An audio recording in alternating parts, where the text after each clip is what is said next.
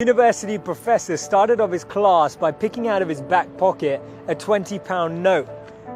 And in this lecture hall of about 200 people, he asked, how many of you would like this note? Naturally, all 200 hands went up. He said, interesting. He then said, before I let you have it, let me ask you this question. He took the note and folded it in half twice. And then he said, how many of you want this note? Still, 200 hands went up. Now he said, let me try something else. He took the note and he crumpled it. He said, how many of you want this note now? Still, 200 hands went up. Finally, he chucked the note on the floor. He screwed it with his shoe and crumpled it even more, picked it back up, now with dirt, and said, how many of you want this note? All 200 hands were still up. He said, today you've learnt an important lesson. No matter how much I crumpled that note, how much I scrunched it up, how many times it was trodden on, you still wanted it because it was still worth £20. In the same way that that £20 note held its value, so do you.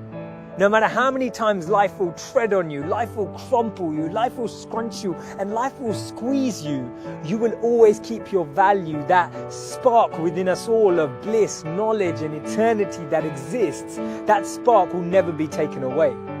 Our value is not created by the price of our clothes or our bank balance or the job title that we have. See, we should be building life and not just building our CVs. In the middle of 2009, he was the software engineer that no one wanted to hire. He had 12 years of experience at Yahoo, but he was rejected by Facebook and then rejected by Twitter. He'd been to a great university. He had a great CV. But he decided to team up with one of his alumni members at Yahoo and started to create an app and focus on the startup space. In 5 years' time, he sold that app for $19 billion to Facebook. Believe it or not, that was Brian Acton, the co-founder of WhatsApp.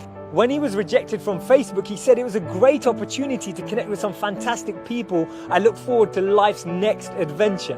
When he was rejected by Twitter, he responded by saying, worked out, it was quite a long commute. It's so interesting to see that someone rejected from two of the top internet companies actually responded with humor and actually responded with positivity. This lady was diagnosed with clinical depression. Her marriage had failed and she was jobless with a dependent child. She was on a 4-hour delayed train journey from Manchester to London when she came up with this idea, and she started to write this book about this wizard. And as she started writing, she then finished her manuscript, took it to 12 publishers and was rejected by all 12. Believe it or not, that's J.K. Rowling. This man watched his first company crumble. He was a Harvard University dropout and his first company's demo didn't even work. He went on to build Microsoft. His name's Bill Gates. Therefore, failure is just a sign that we need to widen our scope. We need to be ready and build ourselves up for the next level. Actually, what we end up achieving is far greater than what we'd envisioned for ourselves. And this divine plan, this orchestration can't be happening without this intervention that occurs, because if we had it our way, we just settle, we just accept what we thought was our goal, what we thought we were chasing.